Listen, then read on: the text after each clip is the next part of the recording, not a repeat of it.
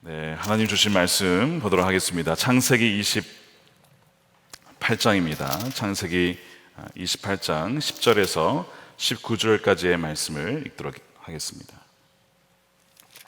창세기 28장 10절에서 19절까지입니다.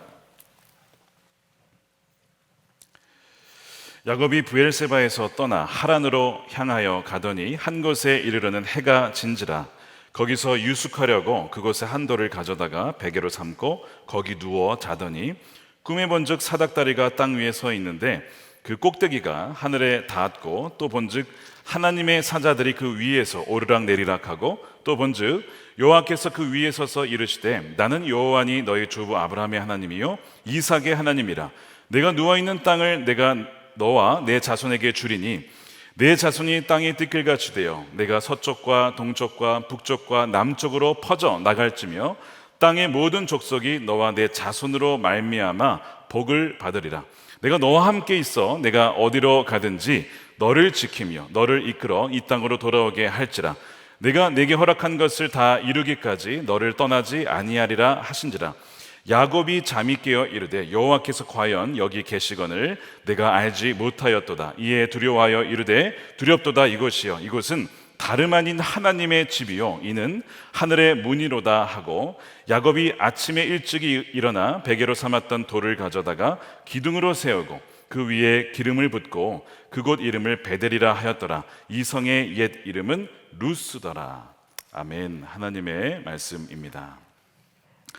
자, 오늘 이 저녁에도 오신 여러분들 진심으로 환영하고 축복합니다. 우리 좌우에 앞뒤에 계신 분들 인사하겠습니다. 진짜 잘 오셨습니다. 인사하겠습니다.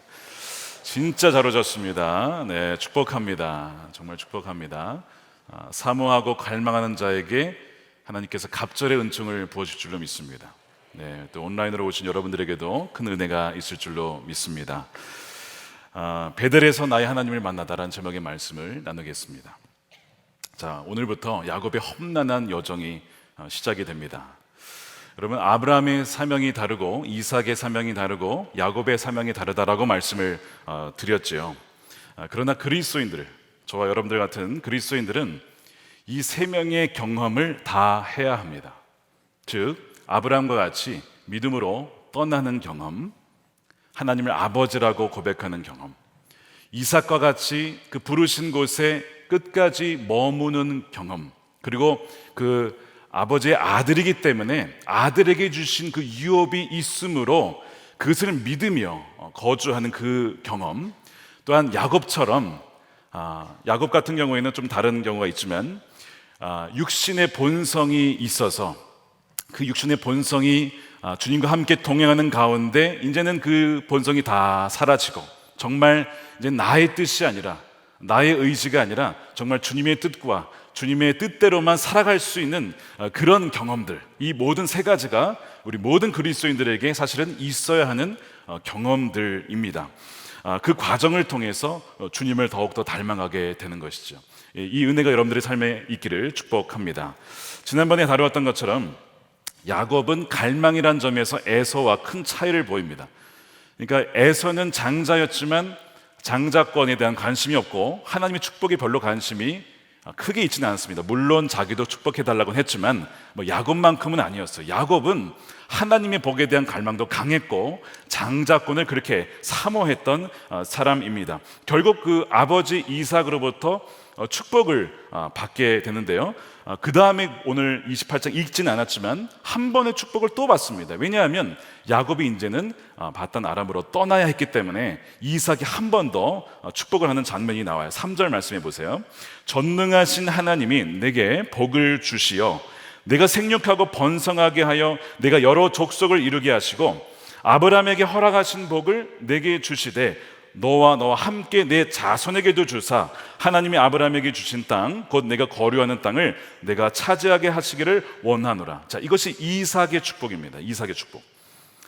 처음에 이삭이 야곱이 아니라 에서에게 축복을 하려고 했었죠. 그런데 나중에 야곱에게 축복하는 것이 하나님의 뜻인 것을 그가 알게 됩니다. 그러면서 믿음으로 이삭에게 축복을 하죠. 그래서 히브리서 11장에 믿음의 전당 영들이 나오는데 거기 이삭이 등장을 해요. 왜 등장하느냐? 믿음으로 자녀들을 축복한 것 때문에 거기에 들어가게 됩니다. 이삭은 믿음의 남자였고 믿음의 아버지였음이 증명이 된 것이죠. 자, 야곱은 이삭으로부터 2번이나 축복을 받게 돼요. 장자권도 얻었습니다. 모든 것을 사실 얻었어요. 근데 이상한 것이 있습니다. 에서와 야곱의 삶을 비교해보면 누가 더 힘듭니까? 야곱이 비교할 수 없이 험난한 인생 여정을 살게 됩니다. 이것이 이상한 거예요. 복은 야곱이 다 받았는데 비교적 에서는 평탄한 삶을 살았고 야곱은 그의 인생 마지막에 고백하기를 험난한 세월을 살았습니다 라는 고백을 해요. 아니, 이 험난한 세월 안 하려고, 겪지 않으려고 복 받은 거 아닙니까? 근데 그 수많은 복을 다 받고도 오히려 야곱의 삶이 더 힘들었다라고 우리는 보여진다는 거예요. 이것이 굉장히 이상한 것입니다. 그는 도망자 신세가 돼요. 할아버지 아브라함이 왔던 그 하란에서 아브라함이 내려왔죠.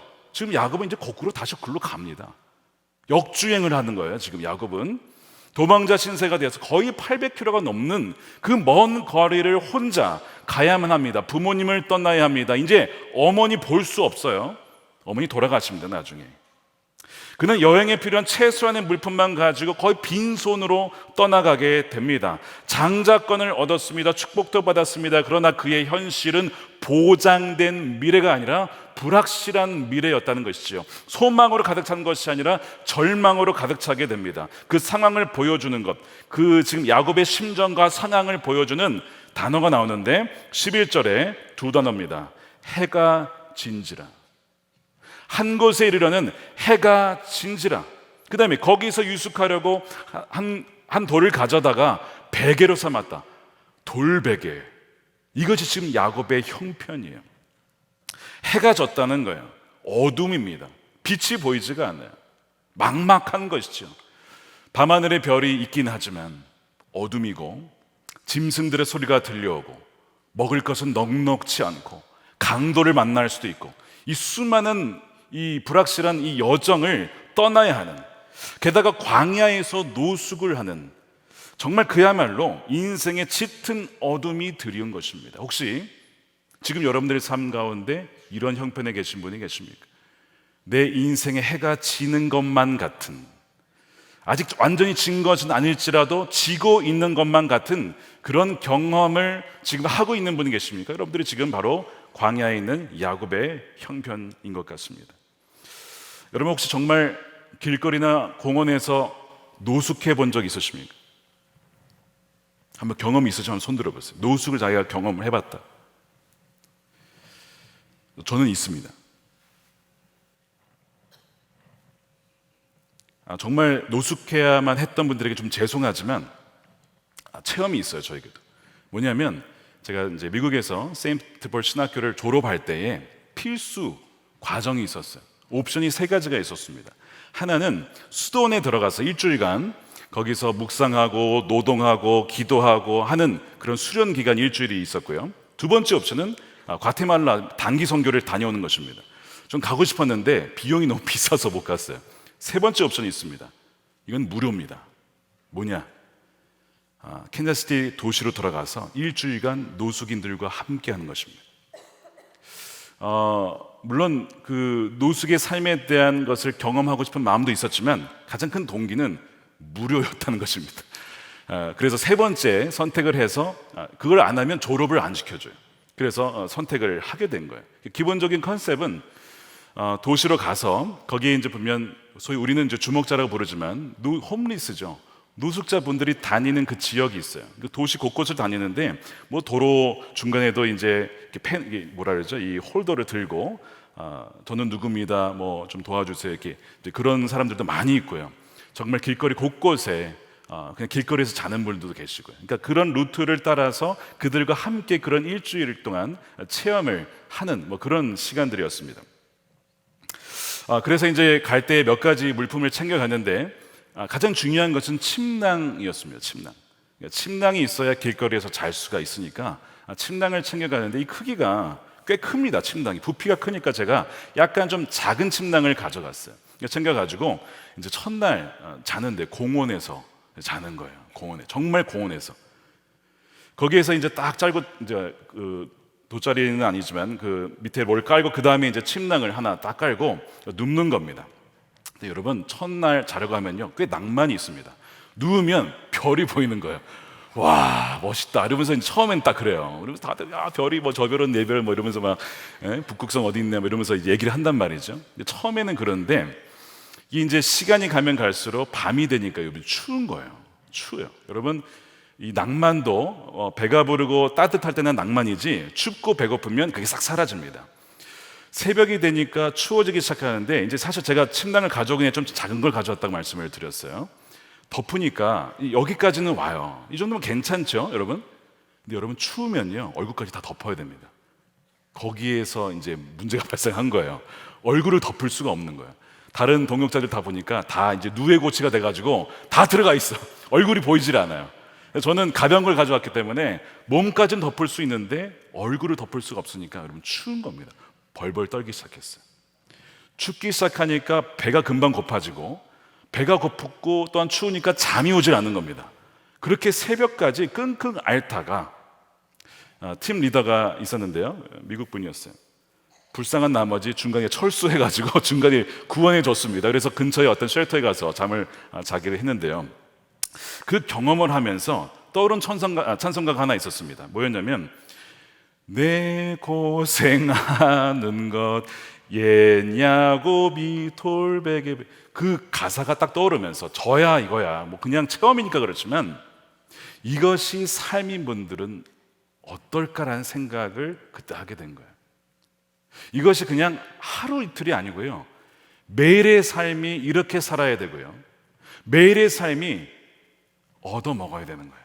그래서 그 아침은 어디서 주고 점심은 어디서 주고 이게 코스가 있습니다. 가면 줄을 쫙 서 있어요. 같이 거기 줄을 서는 거예요. 그래서 줄 서가지고 주는 대로 먹는 겁니다. 뭐 반찬이 뭐네 양이 이거 말할 것도 없어. 그냥 주는 대로 감사하게 먹는 거예요. 얼마나 그게 감사한지 몰라요. 그렇게 해서 먹잖아요. 그러면 그 뭐 반찬이 뭐가 나오든 무조건 맛있게 되어 있어요. 배고프니까. 한 번 이렇게 음식을 먹는데 음식이 좀 모자랐어요. 많이 굶주렸었거든요. 그러니까 막 제가 좀 아쉬워하는 표정을 좀 지었나 봐요. 그 곁에 계신 그 노숙자 한 분이 저를 많이 보더니 처음 왔냐는 거예요. 처음 왔다고. 아, 그러냐고. 힘내라고 하면 자기 요거트를 주는 거 있죠, 이렇게. 그래서 제가 그분에게 큰 은혜를 받았다니까요. 그게 얼마나 그게 요긴하게 쓰였는지 몰라요. 밤에 잘 때 배고플 때 그걸 까먹었어요, 밤에. 그런 은혜를 누리면서 이것이 정말 먹고 자는 것이 얼마나 큰 은혜인가. 동시에 노숙하는 분들이 얼마나 고된 삶을 살아가느냐. 정말 누군가가 잘 것과 먹을 것을 주지 않으면 여러분 먹을 수 없습니다. 근데 그것을 짧게 경험했던 기간이 있었습니다. 그래서 제가 볼 때 우리 한국의 신학교도 이런 것들을 필수 과정으로 한번 넣어서 그런 마음을 좀 경험해야 되지 않을까 싶을 정도로 그런 생각이 들었는데요. 여러분, 야곱이요 하루아침에 노숙자가 된 겁니다. 광야에서 그냥 돌베개에 베고 잠을 자야 하는 형편에 된 거예요. 그의 인생의 짙은 그림자가 드리운 것이죠. 아무도 없습니다. 곁에 뭐 도와줄 사람도 없습니다. 혼자입니다. 소망이 없습니다. 아무런 어떤 그 문이 열려 있는 것이 없고 다 모든 기회의 가능성이 닫혀 있는 것 같아요. 게다가 자기가 지금 뭐 하란으로 가고 있기는 하지만 어디까지 왔는지도 잘 몰라요. 그래서 11절에 보면요, 거기가 어디인지도 명시하고 있지 않습니다. 그냥 한 곳에 이르러는 이렇게 돼 있죠. 한 곳에 이르러는. 지금 어디 있는지도 모르겠어요. 혹시 여러분들 중에 내가 지금 어디에 있는 거야, 내 삶이 지금 어디로 가고 있고 내가 지금 어디에 있는지 모른다고 생각한다면 딱 지금 야곱의 형편과 비슷한 형편인 것이죠. 인생의 짙은 어둠이 드리우고 앞이 보이지 않고 미래가 막막하고 모든 기회의 문들은 닫혀 있는 상태라는 거예요. 지난주 중에 어떤 분이 기도 요청을 해 오셨어요. 목사님, 저는 살기 위해서, 예수님을 만나기 위해서 여러 교회를 찾아갔는데 오히려 한 신앙 공동체에서 큰 상처를 받았습니다. 그리고 그 아픔이 자꾸 생각이 나서 큰 트라우마가 생겼습니다. 가슴이 찢어질 듯한 고통과 눈물, 앞이 보이질 않습니다. 너무 가슴이 아프고 힘들어서 어떻게 살아야 할지 모르겠습니다. 너무 힘듭니다. 도와주세요. 막 이런 기도 요청을 해오신 분이 계셨어요. 근데 이런 분들이요, 여러분, 한두 분이 아니고요, 물론 형편이 조금씩 다르긴 하지만 비슷한 절망 가운데 있는 분들이 굉장히 많이 있습니다. 그래서 11절의 표현대로 인생의 해가 진 것 마냥 느껴지는 분들이 계시더라는 거예요. 그래서 이분들의 마음의 공통적인 심정은 뭐냐면, 하나님이 과연 계시냐? 하나님이 계시다면 어디에 있냐? 어디에 계시는가? 하나님이 나에게서부터 돌아선 거 아니냐? 그러니까 하나님이 등 돌린 것만 같은 느낌, 그런 느낌이 든 것이죠. 그리고 나는 버림받은 것 같다. 하나님이 저 사람은 아는 것 같은데 나는 모른다 하시는 것 같다라는 그런 느낌이 든다는 것이죠. 그래서 이 해가 지고 돌베개를 베고 자야만 하는 야곱의 심정은 무엇이었을까? 아브라함의 하나님, 이삭의 하나님이라고 했는데 그 하나님이 내게는 관심이 없는 것 같다라는 생각하지 않았겠습니까? 여러분, 이 야곱은 믿음의 3대 아니에요? 믿음의 3대예요. 그 믿음의 3대 정도면 이런 생각할 수 있어요, 여러분. 뭔가 이렇게 방탄 축복 이런 거 있죠. 어떤 상황에서도 축복이 오는 방탄 축복 기대할 수 있습니다. 야곱의 입장에서, 아니 내 할아버지가 아브라함이고 이삭인데 아버지가 3대 정도면 뭔가 좀 길이 열려야 되지 않겠나 생각하지 않겠습니까? 그런데 해가 지고 절망이 왔다. 이건 뭐 전혀 기대하지 못했던 상황인 거예요. 자, 형으로부터 팥죽을 주고 이제 장자권을 얻었는데 뭐 아무런 효능이 없어요. 차라리 팥죽을 먹을 걸, 이런 생각 했지 않겠습니까? 어머니의 예언, 큰 자가 작은 자를 섬기리라, 아 이거 종교적으로 사기당했네, 이런 생각하지 않겠냐고요. 여러분, 상황이 어려우면요 믿음이 흔들려요. 말씀이 말씀으로 잘 다가오지 않게 됩니다. 왜냐하면 나의 현실은 그렇지 않기 때문에 그런 거죠. 그래서 하나님의 말씀과 우리의 현실이 다를 때가 너무나 많기 때문에 참 고민이 많이 돼요. 힘들기도 하고요. 아브라함도 겪었던 일입니다. 아니 큰 민족 주시겠다고 하면서 자식 하나 없는데 무슨 큰 민족이냐 이거죠. 이것이 아브라함이 겪었던 일인데 야곱도 손자도 동일한 비슷한 경험을 지금 하고 있는 거예요. 축복은커녕 여러분 엄청난 축복이 아니라 엄청난 지금 저주와 같은 형편에 놓인 거예요. 여러분, 돌베개가 축복입니까? 누가 돌베개를 축복이라고 여기겠어요? 광야에서 잠을 자는 것을 누가 축복으로 여기겠냐고요. 아니라는 것이죠. 그러니까 사람이 코너에 몰리면요 할 수 있는 게 별로 없습니다. 여러분, 우는 것도 또한 기도하는 것도 힘이 있을 때나 하는 거죠. 계속 울다가 기도하다가 그것도 지치면요 아무것도 못해요. 그냥 자는 겁니다. 그러니까 지금 야곱이 뭐 기도했다는 얘기는 없는데 야곱이 뭐합니까? 할 수 있는 게 아무것도 없어요. 보이는 것도 없어요. 광야예요. 그러니까 뭐 하는 거예요? 자는 거죠. 그렇게 움켜쥐고 빼앗는 자 야곱도 할 수 있는 게 없으니까요 뭘 하냐면 눈을 감는 거예요. 이것이 야곱이 한 일입니다. 거기서 누워 잠을 잡니다. 근데 바로 눈을 감고 잠을 잘 때 하나님이 그에게 꿈을 보여주시죠. 그 12절 말씀입니다. 꿈에 본즉 사닥다리가 땅 위에 서 있는데 그 꼭대기가 하늘에 닿았고 또 본즉 하나님의 사자들이 그 위에서 오르락 내리락 하고 있었다는 것이죠. 어떤 사닥다리가 땅에서부터 하늘까지 닿아 있대요. 여러분, 이 번역이 사닥다리, 그래서 우리가 보통 야곱의 사다리 이렇게 부르죠. 자, 오늘부터 그 표현은 지우시길 바랍니다. 야곱의 사다리는 잘못된 번역입니다. 사다리가 아닙니다. 이 사다리라고 쓰인 히브리어 술람은 어근이 뭐냐면 쌓다라는 거거든요. 돌로 쌓여진 계단을 말하는 것입니다. 돌로 된 계단을 말하는 거예요. 그래서 이 층층이 쌓인 계단을 말해요. 이 중동 지역 나무가 굉장히 귀합니다. 그래서 나무로 웬만해서는 뭘 짓질 않아요. 다 돌로 짓죠. 집도 돌로 짓는 겁니다. 계단 돌로 짓는 겁니다. 근데 이 사다리라고 하니까 우리는 이제 사다리라고 하면 이렇게 뭐 공사할 때 올라타는 그 사다리를 생각한단 말이에요. 사다리가 또 아닌 이유가 있어요. 사다리에 올라가면 다른 사람 못 올라갑니다. 그 한 사람만 올라가요. 근데 지금 뭐라고 돼 있어요? 천사들이 오르락 내리락 하고 있어요. 동시에 오르락 내리락, 사다리 하나에 동시에 여러 명이 오르락 내리락 할 수 있습니까? 없습니까? 못하죠. 계단만이 가능합니다. 이 계단을 의미하는 거예요. 어쨌든 보여진 것이 하늘에, 땅에서부터 하늘까지 연결된 계단이 쫙 연결되어 있었다는 것이죠. 그래서 이 계단이라고 번역을 세 번역에서는 해요. 층계라고 번역을 했고 NIV 성경에서 뭐라고 하죠? stairway라고 번역을 했습니다. 자, 12절 보세요. 꿈을 꾸었다. 그가 보니 땅에 층계가 있고, 이게 새 번역이고 NIV는 stairway라고 층계라고 번역을 했죠. 그 꼭대기가 하늘까지 닿아 있었고 층계를 천사들이 오르락 내리락 하고 있습니다. 중요한 것은 하늘과 땅이 연결되어 있고 그 연결을 이 계단이 하고 있었고, 그 다음에 천사들이 열심히 일을 하고 있어요. 천사들은 하나님의 명령을 받아서 하늘에서 내려와서 수행을 하고 땅에 있는 소식들을 가져다가 하나님께 전달을 합니다. 그러니까 지금 그 층계에서 오르락 내리면서 뭘 하고 있었을까요? 야곱의 형편을 가지고 하나님께 나아가고, 또한 하늘에서 하나님의 뜻을 가지고 또한 내려와서 야곱의 곁에서 삶에서 일하고, 이 모든 것들이 지금 보이지 않았지만, 꿈에 나왔지만 바로 야곱의 상황 가운데 벌어지고 있는 일이었던 것입니다. 야곱의 형편을 하나님이 모르지 않고 다 알고 있었다는 것이죠.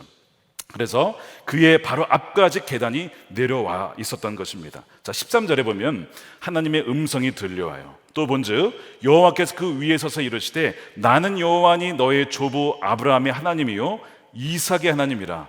내가 누워 있는 땅을 내가 너와 네 자손에게 줄 것이다. 자, 이 말씀을 한번 잘 보시기 바랍니다. 하나님이 이 야곱에게 말을 할 때에 내가 너에게 뭘 줄게, 무슨 능력 줄게, 이런 걸 말하지 않고 처음에 말한 것이 뭐냐면 아브라함의 하나님, 이삭의 하나님이라고 소개를 합니다. 여러분, 이거 왜 이렇게 했을까요?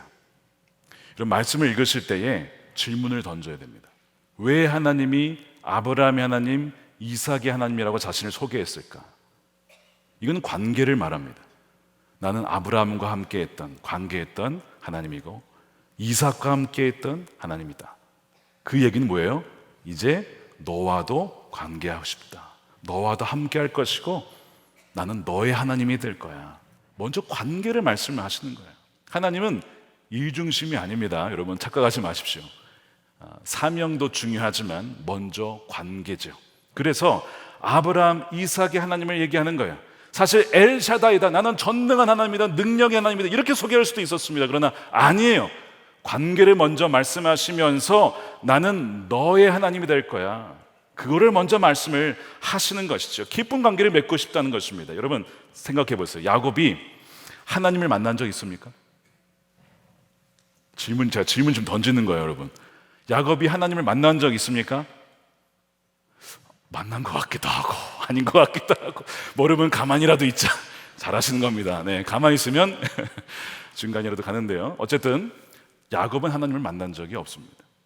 야곱은 하나님에 대해서 들었고 이삭의 하나님에 관해서만 머리로 알 뿐 직접 하나님을 만나거나 음성을 들은 적은 없었던 것이죠.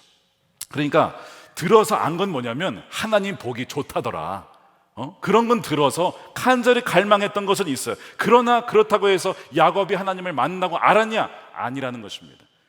야곱에게는 그저 하나님은 아버지의 하나님이고 할아버지의 하나님이었을 뿐 아직 야곱에게는 하나님이 나의 하나님은 아니었던 것이죠. 그래서 하나님은 엘샤다이라고 소개하지 않고 너희 할아버지 아버지의 하나님이다, 그러므로 나는 너하고도 만나고 싶고 너하고도 관계하고 싶고 너의 삶을 지켜줄 거야 라고 먼저 말씀을 하고 있는 것이죠.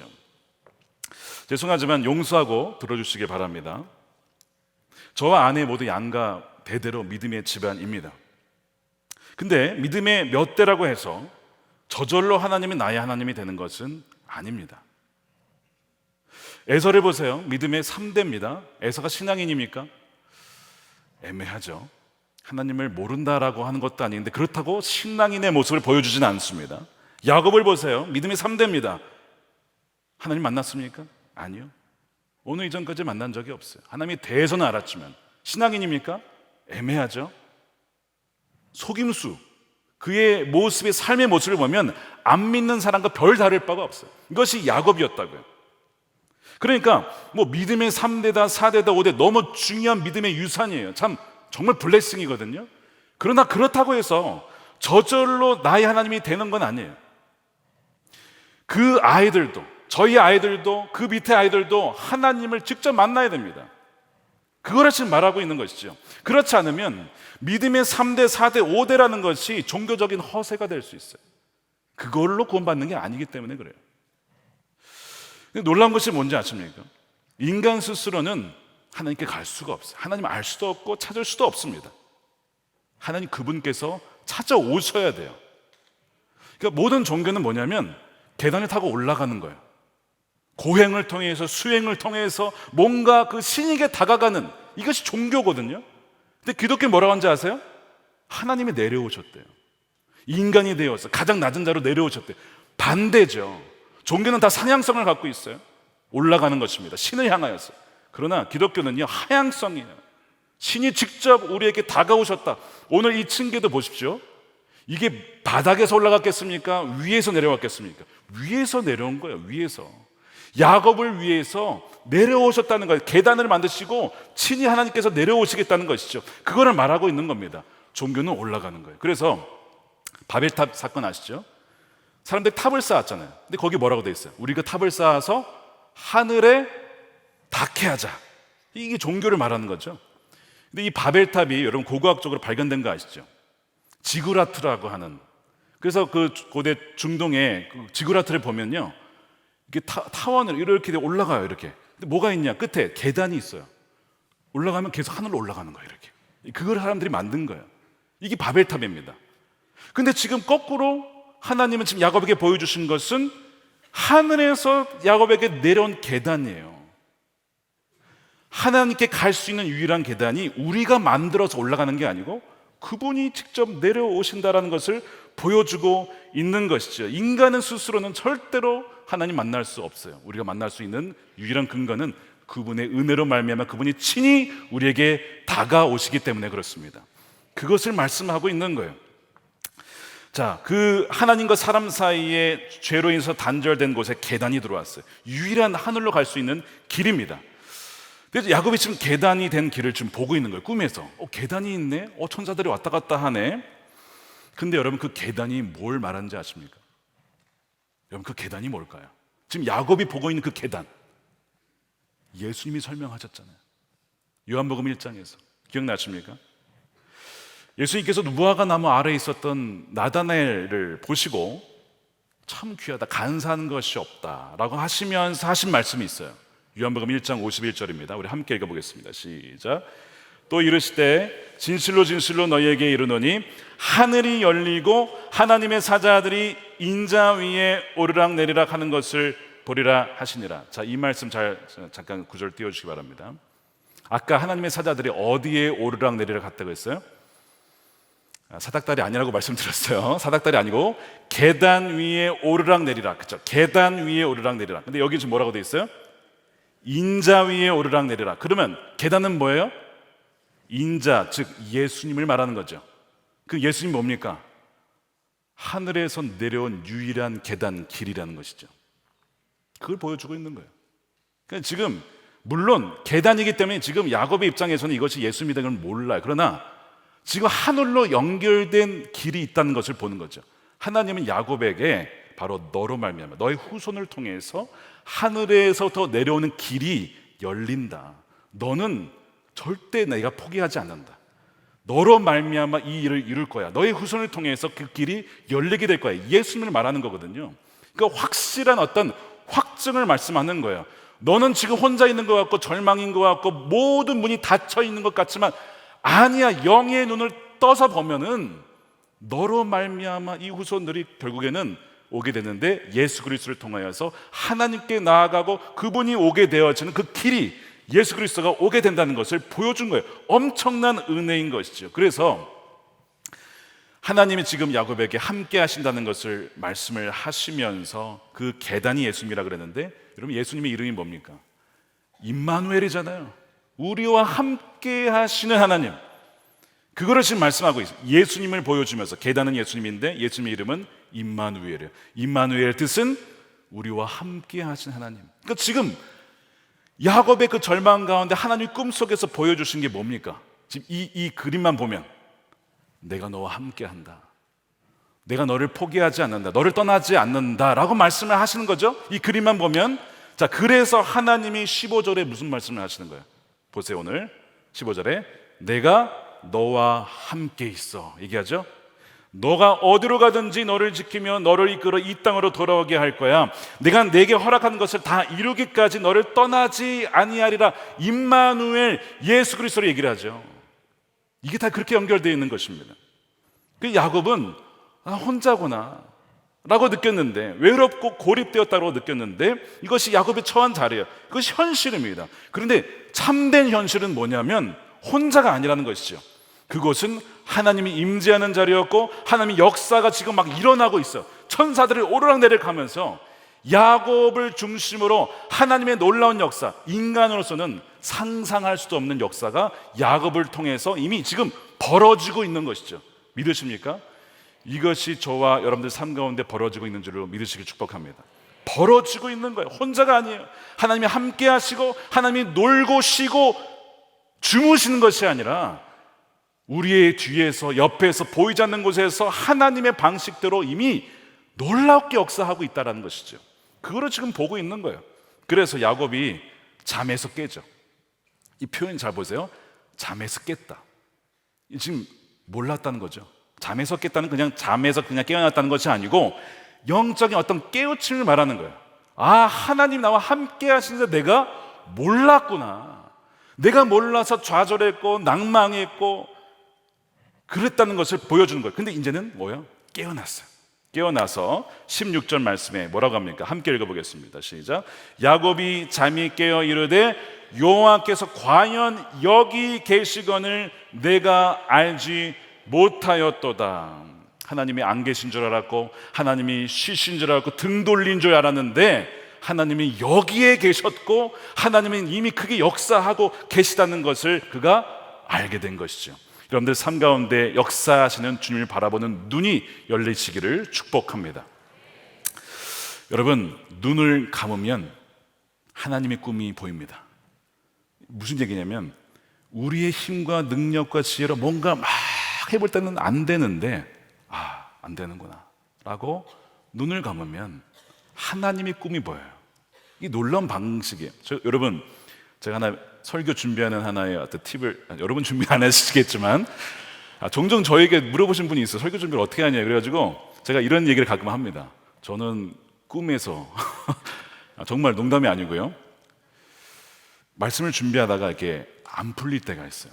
이렇게 핵심을 잘 못 잡겠다. 뭐지? 막 이러고. 근데 말씀이 분명 묵상했고 연구를 했는데 뭔가 이렇게 메시지로 정리가 안 될 때가 있어요. 그럼 어떻게 하죠? 눈을 감고 잡니다. 기도도 물론 합니다, 여러분. 기도도 하고 연구도 하고 다 합니다. 다 하고 나서도 안 될 때, 그럼 자는 거예요. 자잖아요. 놀라운 일이 벌어집니다.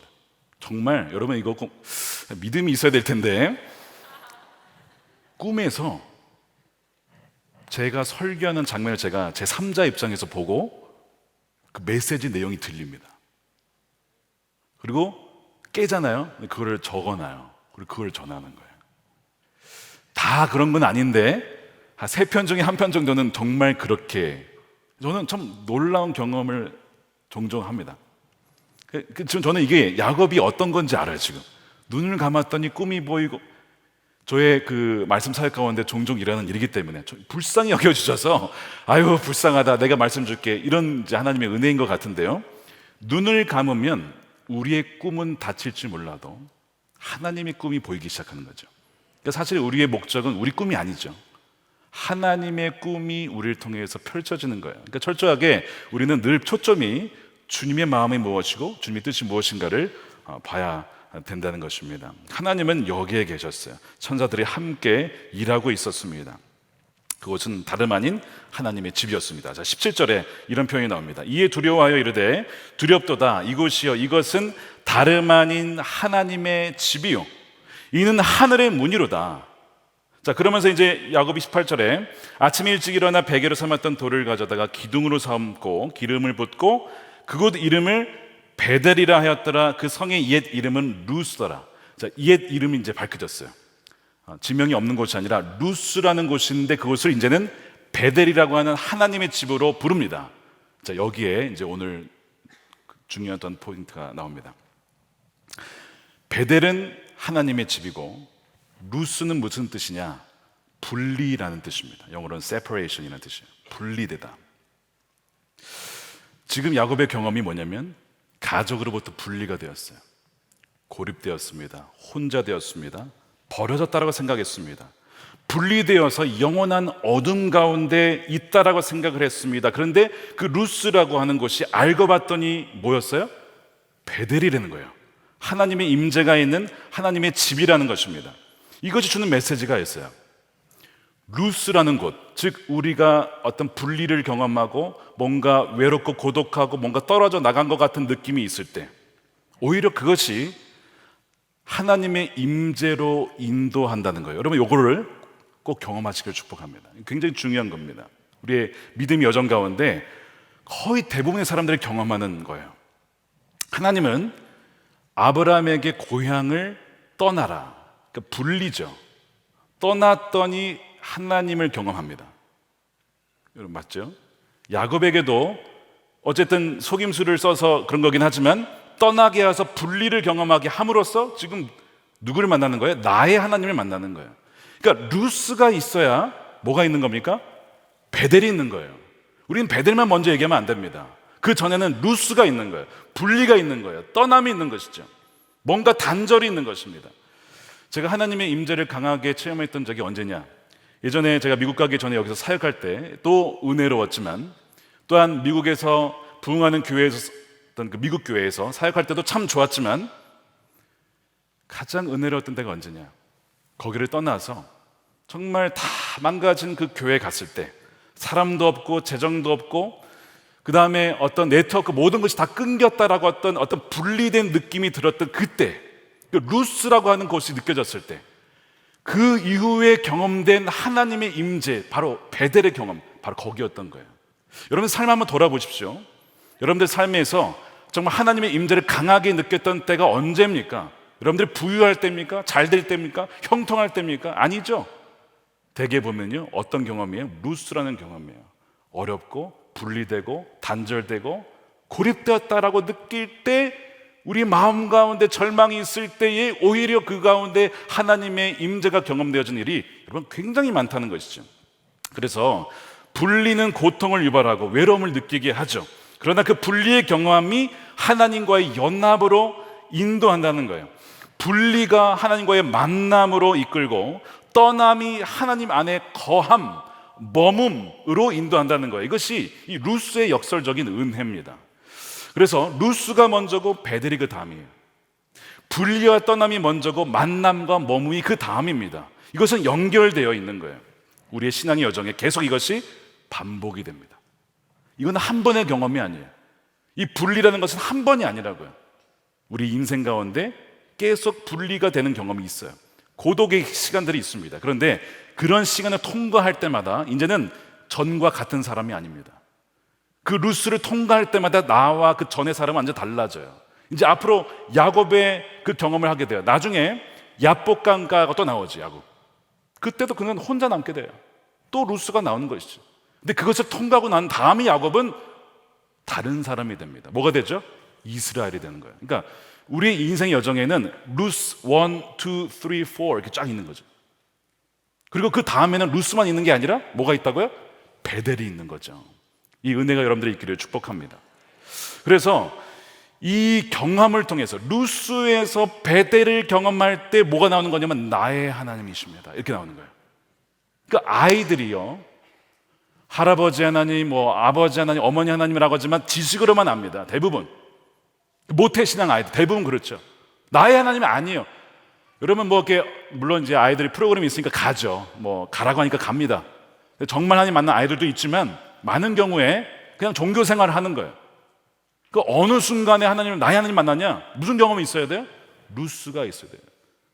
부모님의 도움도 끊어지고 모든 내 능력이 다 안 될 때 그 루스라는 절망, 어둠, 그 아이들이 그것을 경험했을 때만 나의 하나님을 만나게 되는 거예요. 그러니까 그 루스의 경험을 하지 않도록 막아서는 안 돼요. 부모님들이 야 걔가 그렇게 힘들 텐데 어떡하냐. 아니라니까요. 둬야 됩니다. 어느 순간에 가서는 둬야 돼요. 그래야만 그 아이들이 나의 하나님을 만나게 되는 거예요. 여러분 언제 사람들이 하나님을 만날까요? 2020년도 우리 교회에 양육 수료하신 분들 이제 간증문을 내시죠. 409명의 간증문을 다 모아봤습니다. 통계를 내봤어요. 어떠한 계기로 하나님을 만나게 되는가? 제가 궁금해서 그걸 좀 부탁을 드렸어요. 통계가 나왔습니다. 어떤 계기로 하나님을 가장 많이 만나는 줄 아십니까? 관계의 문제. 가정의 문제인데 그것은 결국은 관계의 문제거든요. 가정 관계, 이게 가장 많아요. 이것 때문에 루스를 경험하고, 그러나 그것 때문에 하나님의 임재, 하나님의 집, 배대를 경험하는 거예요. 그 다음에 두 번째는 뭐냐면 질병입니다. 건강 질병, 이것도 루스죠.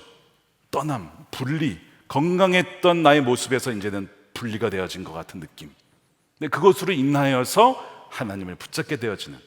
그 다음에 이제 세 번째가 재정이죠. 재정이 풍성했었는데 이것이 분리가 되는 거예요. 루스가 되는 거예요. 다 잃어버린 거예요.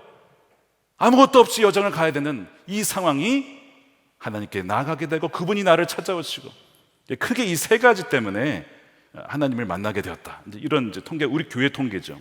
근데 이게 대부분 많은 분들의 통계입니다. 이 공통점은 뭐냐면 이 세 가지 상황을 통해서, 그러니까 관계의 어려움이나 재정의 어려움이나 어떤 이런 어려움을 통해서 마음이 가난해지는 거예요. 그러니까 마음이 청결한 자가 뭘 한다고요? 하나님을 볼 것이다. 그죠? 하나님을 보는 거예요. 그러니까 마음이 가난해져야 돼. 그리고 청결해야 됩니다. 그래야 하나님을 보고 천국이 그들의 것이 되는 것입니다. 그래서 이런 과정이 여러분 너무 필요한 거예요. 루스라는 과정을 통해서만 배대를 경험하게 되고, 이 과정을 통해서 나의 꿈은 죽고 이제는 하나님의 꿈이 펼쳐지게 되는 거예요. 자, 그래서 이 베델에서의 경험은 이제 야곱에게서는 이런 겁니다. 방향이 정해진 거예요. 아직 완전히 하나님의 사람은 아니에요.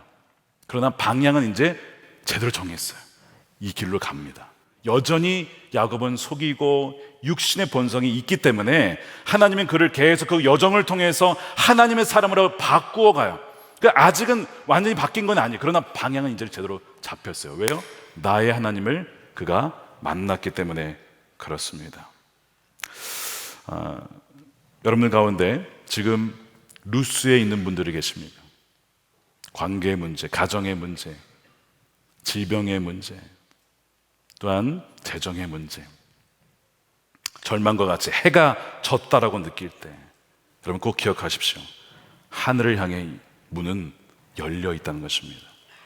하나님 바로 여러분 곁에 와 계시다는 것입니다. 그 계단은 바로 예수님이시고 예수님 바로 우리 곁에, 아니 우리 안에 와 계시다라는 것을 여러분 잊지 마시기를 축복합니다. 지난 수요일에 에스더 선교사님 너무나 귀한 말씀과 간증을 해주셔서 참 큰 은혜를 제가 받았는데요, 혹여나 못 들으셨을까 봐 제가 약간의 요약을 해서 다시 한번 좀 전해드리려고 합니다. 에스더 선교사님 무슬림이 대부분이 인도네시아에서 태어나시고, 그런데 부모님이 믿으셔서 모태신앙으로 자라나셨습니다. 어릴 적부터 교회에 다니신 것이죠. 그러다가 참 어려운 일을 겪게 돼요. 중학교 3학년 때 아버님의 폐암으로 돌아가시게 되죠. 아버님을 잃는다라고 하는, 이건 뭐 이루 말할 수 없는 고통입니다. 너무나 큰 충격이 있었지만 어머니가 계셔서 그 어려움을 잘 극복할 수 있었다라고 말씀을 하셨어요. 그런데 3년 뒤에 고3 때 선생님이셨던 어머님이 교통사고를 당합니다. 그럼 말이 됩니까? 아니 그 무슬림 지역에서 크리스천으로 살아가면 하나님이 보호해 주셔야 되는 거 아니에요? 교통사고를 당하셨어요. 의식을 잃습니다. 5일 동안 의식이 없었어요. 깨어났지만 결국에는 회복하지 못하시고 일주일 만에 돌아가시게 돼요. 많은 기도를 했죠. 어머니를 살려주세요. 우리에게는 어머니밖에 없습니다. 막 하나님께 기도했는데 응답이 안 된 거예요. 어머니도 돌아가셨어요.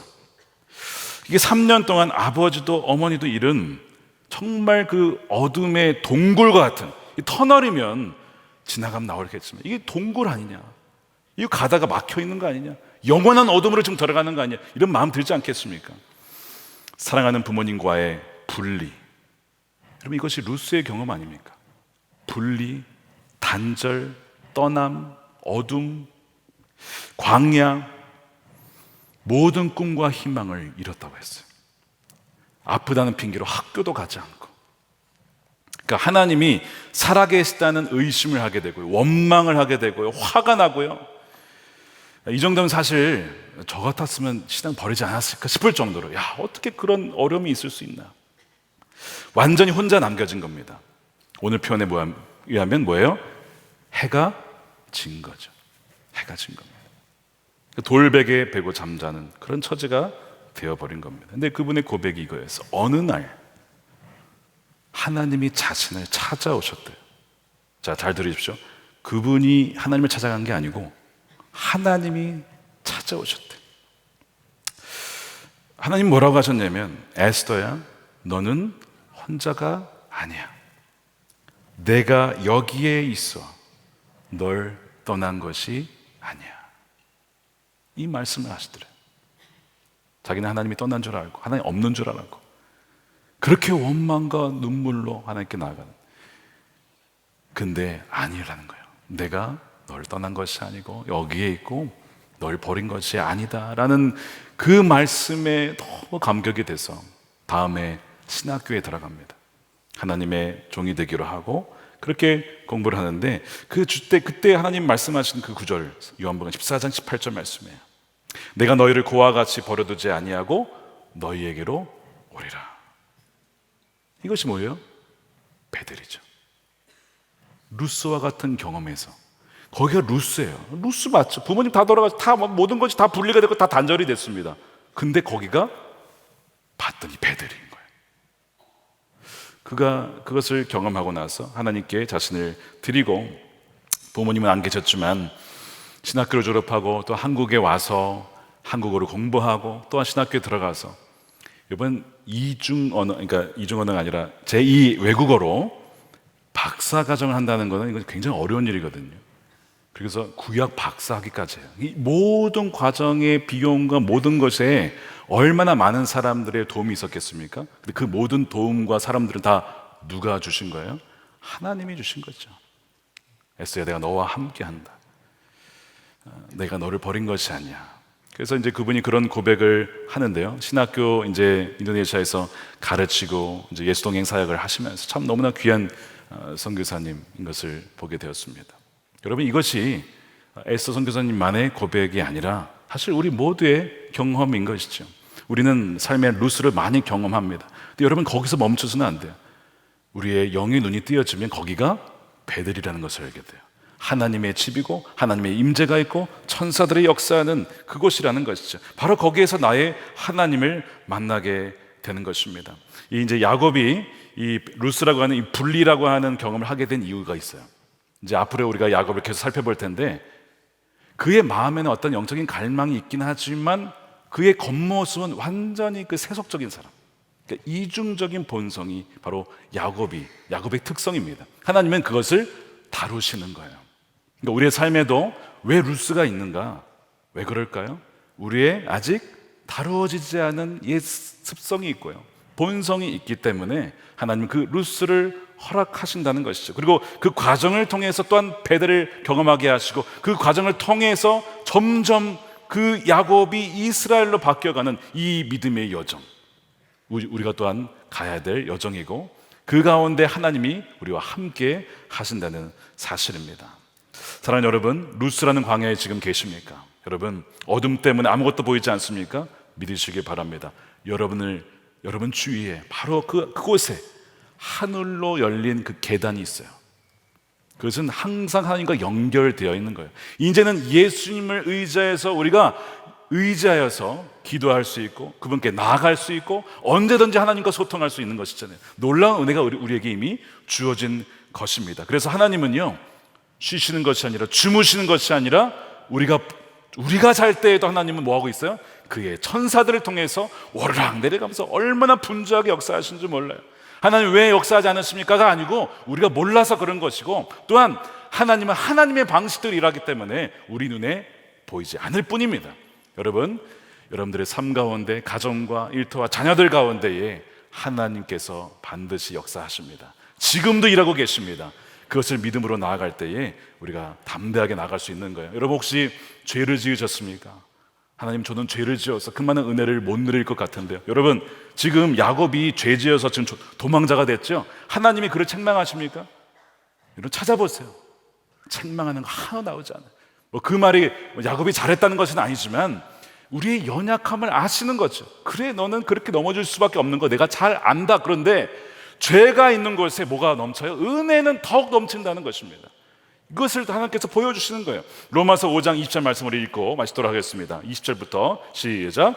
그러나 죄가 더한 곳에 은혜가 더욱 넘쳤나니 이는 죄가 사망 안에서 왕노릇한 것 같이 은혜도 또한 의로 말미암아 왕노릇하여 우리 주 예수 그리스도로 말미암아 영생에 이르게 하려 함이라. 여러분, 죄가 많아도요, 하나님의 은혜의 역사는 훨씬 더 강력하고 풍성하심을 믿으시길 축복합니다. 하나님은요, 저와 여러분들 포기할 마음이 전혀 없으십니다.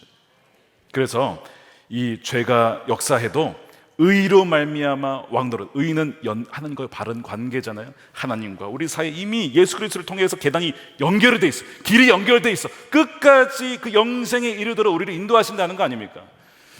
이 놀라운 은혜가 여러분들 삶과 또한 가정 가운데, 자녀들 가운데 있기를 우리 주님의 이름으로 축원드립니다.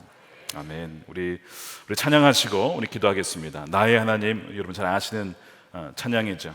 우리 오랜만에 우리 찬양을 함께 부르시고 야곱의 심정으로 하나님께 앞에 나아갔으면 좋겠습니다.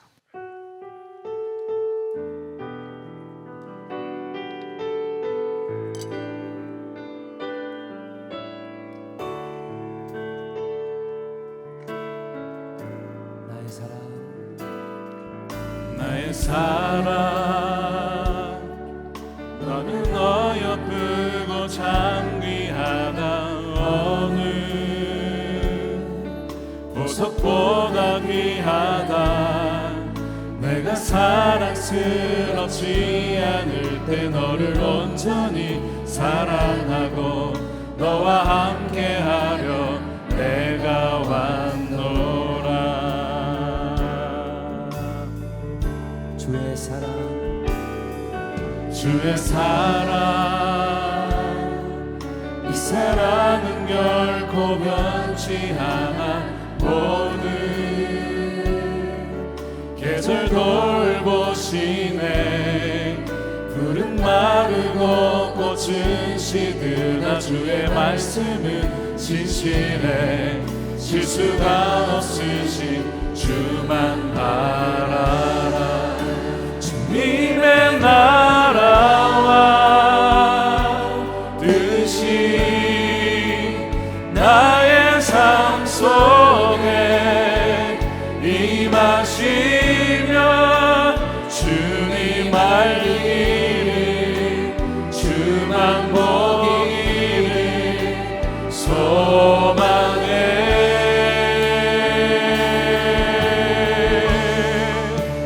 거룩히 살아가 힘과 두려움 없는 믿음 주신 나의 하나님. 완전한 사랑 찬양해. 나의 사랑, 너는 어여쁘고 나의 사랑, 너는 어여쁘고 장귀하다. 어느 보석보다 귀하다. 내가 사랑스럽지 않을 때 너를 온전히 사랑하고 너와 함께하려 내가 왔노라. 주의 사랑, 이 사랑, 주의 사랑, 이 사랑은 결코 변치 않아. 모든 계절 돌보시네. 푸른 마르고 꽃은 시드나 주의 말씀은 진실해. 실수가 없으신 주만 바라. 주님의 나라와 주님의 나라. 우리 두 손 들고 찬양합니다. 뜻이 나의 삶 속에 임하시며 주님 알기를 주만 보기를 소망해.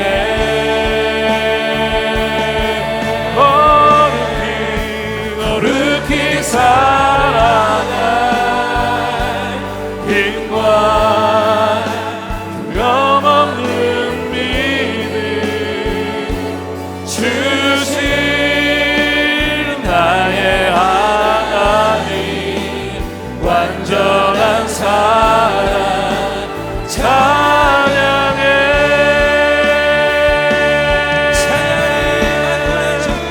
찬양하리 만군의 주 영원히 함께하시네 존귀하신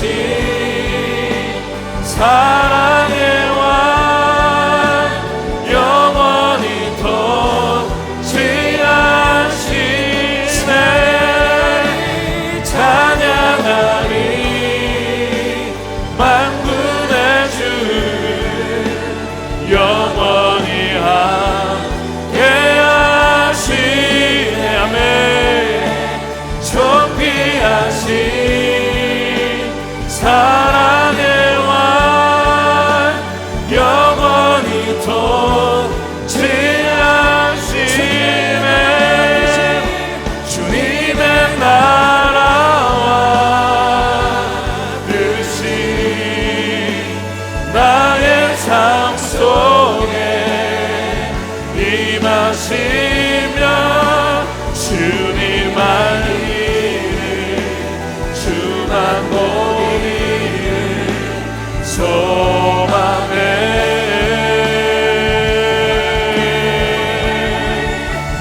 거룩히 살아갈 힘과 영없는 믿음 주신 나의 하나님 완전한 사랑 찬양해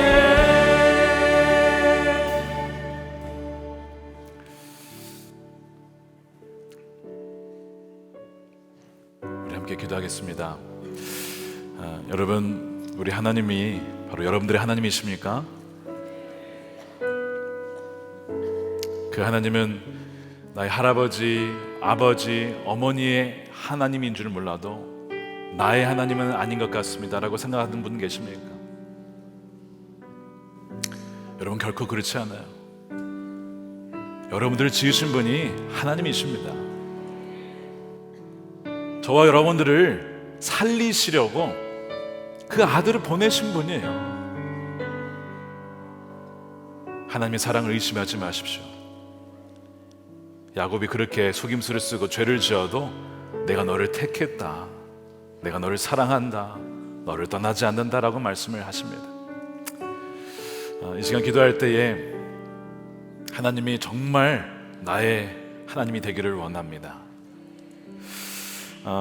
누군가의 하나님, 어느 목사님의 하나님이 아니고 정말 나의 하나님으로 알게 하여 주옵소서. 특별히 우리 자녀를 위해서 더 기도했으면 좋겠는데요, 그냥 부모님을 따라다니는 종교생활하는 아이들이 아니고 인생의 어느 순간에 고통과 역경 때문에 좌절하고 무너질 때가 아이들에게도 올 것입니다. 꼭 그때 여러분 알려주세요. 하나님이 그 아이들을 미워해서가 아니고 사랑해서 누스라고 하는 경험을 주시는 것입니다. 모든 다른 의지했던 것을 다 끊어버려야 진정 하나님을 의지할 수 있기 때문에 그런 경험을 허락하시는 것입니다.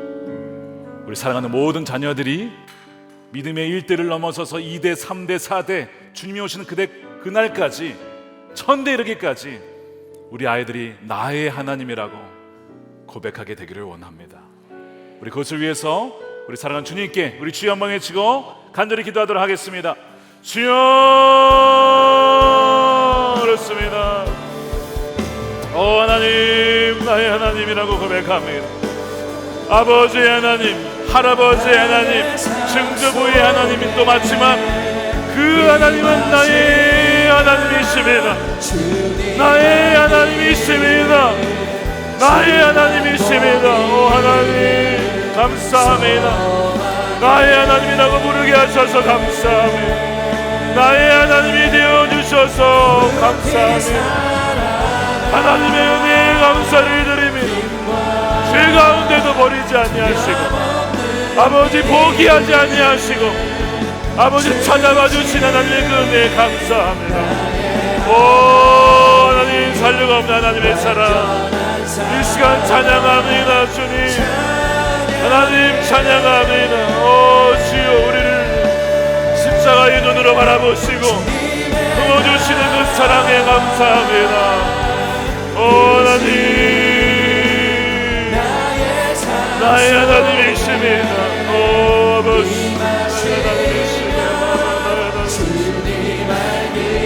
우리 자녀들이 아빠의 하나님 엄마의 하나님을 넘어서서 저의 아버지 하나님 나의 하나님이라고 고백하게 하소서. 인생의 여정 가운데 루스의 경험 광야의 경험을 할 때가 있을 것입니다. 그때마다 주여 바로 그날이 베델이 되는 날일 것을 알게 하소서. 주여 아버지 야곱이 하나님을 만난 것처럼 아버지 아브라함의 손자 야곱이 하나님을 만난 것처럼 우리 아이들도 주여 온전히 만나기를 원합니다. 우리 두 번째로 기도합시다. 루스라고 하는 인생의 어두운 광야가 있습니다. 참 아이러니한 것은 참 여러분 베델은 하나님의 집이고 하나님의 임재가 있는 곳이에요. 근데 그 하나님의 집이 어디에 있습니까? 지금 광야에 있어요. 광야에 하나님의 집이 있습니다. 루스의 베델이 있는 거예요. 루스가 또한 베델이고 베델이 또한 루스가 되는 것입니다. 이 시간 여러분 광야에 있어서 어두운 광야, 인생의 해가 졌다라고 생각하는 분들 계실 겁니다. 근데 여러분 꼭 기억하십시오. 내가 너를 버린 적이 없다. 너를 떠나지 아니한다. 바로 지금 여기에 하늘에서 내려오는 그 계단이 와 있어요. 누구십니까? 예수님이십니다. 십자가예요. 하늘과 땅을 연결하고 하나님과 사람을 연결하고 우리의 인생을 포기하지 않기 위해서 오신 그분, 그 예수님이 바로 그 계단인 것입니다. 여러분 삶 가운데 그 중심에 깊숙이 내려와 계신 거죠. 이 시간에 그것을 고백하면서 모든 절망과 두려움이 떠나가게 하시고 지금 여기에 나와 함께 하시는 주님을 바라보는 온전한 눈이 활짝 열리게 하여 주시옵소서. 주여 한번 외치고 기도하겠습니다. 주여 감사합니다. 그렇습니다. 주님 하나님 우리와 함께 하시는 지금 바로 여기에 우리와 함께 하시는 주님을 찬양하며 아버지 삶 가운데 우리와 함께 하시는 주님 우리가 몰랐습니다. 우리가 알지 못하였습니다. 두려움과 낙심에 빠져서 보이지 못했습니다. 아버지 그 루스가 바로 베델인 것을 알게 되어 감사합니다. 아버지 우리 인생에 수많은 루스가 있을 것이지만 그러나 그 루스의 경험이 또한 하나님의 깊은 임재의 경험으로 나아가는 발판이 되게 하여 주시옵소서. 사랑하는 우리 성도들의 삶 가운데 아버지 친히 역사하시고 주의 천사들을 보내시고 지금도 오르락내리락 주의 일꾼들을 통하여 하나님의 놀라운 계획을 이루시는 것을 찬양합니다. 오 주님이 일하시는 할렐루야. 주여 우리의 계획을 뛰어넘어 역사하시는 하나님을 찬양합니다. 아버지 주여 성도들의 삶 어느 어둠을 주여 빛 가운데 주여 빛으로 인도하여 주시고 주여 길을 밝혀 주옵소서. 주님 할렐루야. 아버지 바라보게 하소서. 할렐루야. 아버지 바라보게 하소서. 할렐루야. 아버지 이번을 스켜다주시고 이 모든 성도들의 삶 가운데 친히 개입하시고 절망의 한복판에 산소망이 되어주신 주님 주여 우리 모든 삶을 역사하신 주님을 온전히 찬양합니다.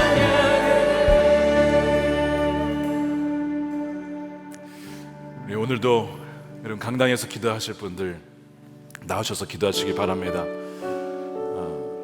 물론 이제는 어느 곳이나 다 성전입니다. 왜냐하면 주님이 성전이시고 우리가 예수님을 모일 때에 그곳에 내가 너희와 함께한다. 여러분들이 온라인으로 오신 분들, 집에서 예배 들으신 분들, 차에서 예배 들으신 분들, 지금 여러 앉은 자리 어디든 간에 바로 하늘로 향하는 계단이 활짝 열려 있고 마련되어 있습니다. 또한 동시에 바로 이것도 하나님이 거하시는 하나님의 집이죠. 그래서 그 마음으로 올라오셔서 기도하셨고, 있는 자리에서도 믿음으로 기도하시면 좋겠습니다. 안수 받으실 분은 나오셔서 기도하셔도 되겠습니다. 세 번째로 기도하겠습니다. 내 방법을 의지했던 육신의 눈을 감을 때에 비로소 영의 눈이 열리기 시작합니다. 왜 하나님 나의 눈을 감게 하셨습니까? 왜 막히게 하셨습니까? 왜 어둠을 주셨습니까? 여러분, 왜 그럴까요? 우리의 영의 눈이 더 활짝 열리게 하여서 나의 계획과 나의 꿈이 아니고 하나님의 훨씬 더 비교할 수 없는 원대한 꿈을 보여주시기 위함입니다. 여러분, 기억하십시오. 우리의 꿈이 아니에요. 비전은 우리의 비전이 아닙니다. 하나님의 비전입니다. 하나님의 꿈이에요. 온 열망을 주님께로 인도하시고 하나님 백성을 삼으려는 놀라운 하나님의 꿈이 있어요. 여러분, 그것을 보시기를 축복합니다. 나의 꿈이 아니라 하나님의 꿈을 보고 듣고 그 말씀에 순종하여 우리도 그 하나님 나라의 중심의 그 일원이 되게 하시고, 아버지 정말 주의 일꾼으로 주역이 되게 하여 주시고, 그리하여서 주님 부르셨을 때에 정말 충성된 종이었다라고 불러주시는 그 은혜를 우리가 모두 누리게 하여 주시옵소서. 우리의 모든 겉사람, 옛사람의 모든 찌꺼기들은 다 불순물들 태워버리시고 온전히 우리 안에 계신 예수님의 형상만이 드러나게 하여 주시옵소서. 우리 주여 한번 외치고 간절하게 외친 다음에 우리 기도하도록 하겠습니다. 주여, 그렇습니다. 나의 꿈이 아니라 하나님의 꿈을 바라봅니다. 하나님의 비전을 바라봅니다. 하나님, 우리 육신의 눈이 닫히고 영의 눈이 활짝 열리게 하여 주옵소서. 할렐루야. 구원의 놀라운 역사, 하나님의 놀라운 역사가 아버지 우리 삶들 가운데 주여 일어나게 하여 주시옵소서. 할렐루야. 아버지 찬양합니다. 오, 거룩하신 하나님, 원대하신 하나님, 아버지 우리의 모든 육신의 수욕과 우리 개인의 야망이 이미 십자가에 죽었음을 선포합니다.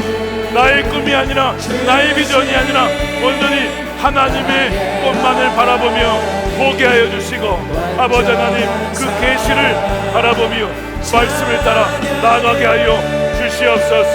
아버지 친히 인도하시는 하나님, 나의 좁은 눈으로 보지 않게 하여 주시고, 나의 갈망으로 나가지 않게 하시고, 나의 타이밍을 아버지 하나님의 때를 기다릴 줄 아는 주여 우리 사랑하는 성도들이 되게 하여 주시옵소서.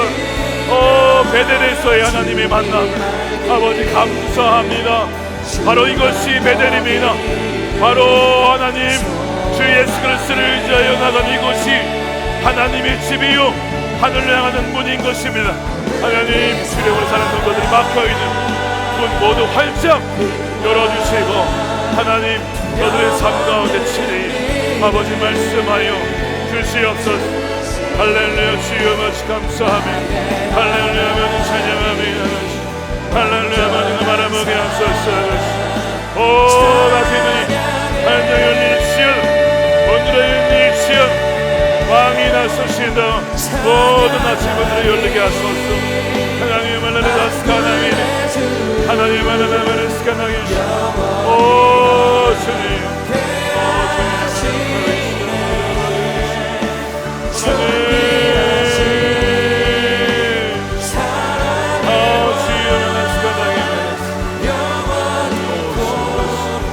하나님이 우리의 삶을 다스리시며 통치하시며 다스리시며 할렐루야 먼저 바라보게 하소서. 영의 눈이 활짝 열리게 하소서. 오 주님 감사하고